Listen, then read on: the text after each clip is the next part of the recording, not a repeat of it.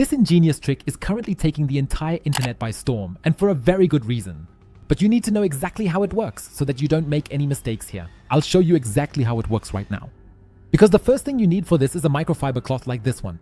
Place it on a table and now draw a line diagonally across, as you can see here, from one corner to the other, so that we have a triangle on both the right and left sides. Now you need a candle, but you shouldn't light this one. Instead, take a simple kitchen grater like this and start grating the candle, because we want to get the candle wax into a really nice and fine consistency here. In the end, it should look exactly like what you can see here with mine.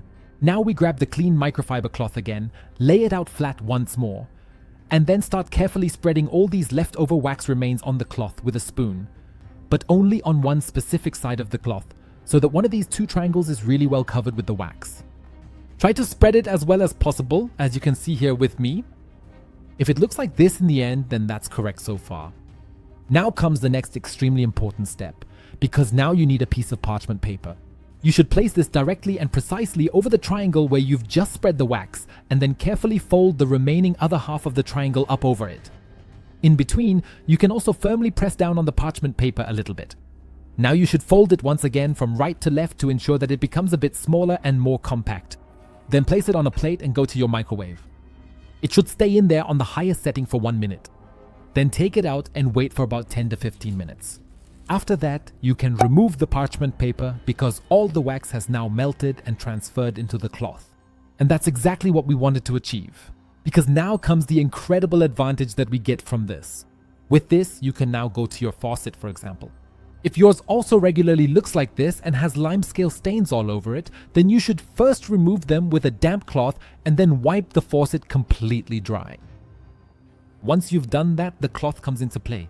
Now, first take the side with the wax on it and start rubbing it carefully over the entire faucet, just as you can see me doing right here. By doing this, you're spreading a thin layer of the wax. Since you obviously can't leave it like that, you should take the other side of the cloth where there's no wax and polish over it again. You can see right here that we're getting the wax polished away really nicely. But you now have a very thin layer of the wax on the faucet. By the way, this also works incredibly well on other stainless steel surfaces in or on your faucet, such as on all your shower fittings. And the unfortunately secret advantages are simply incredible because you've sealed the surfaces with it. That means if water gets on it now, it will simply run off, just as you can see with mine. So no more water spots can stay on it, and therefore no limescale can form. Here you can see the whole thing really clearly again. Up there, where I spread the wax, not a single drop of water can be seen, but the side is completely covered with them. This makes future cleaning much easier. Want to learn 4 more essential microwave tricks? Then watch the video on your screen now. Click right on it,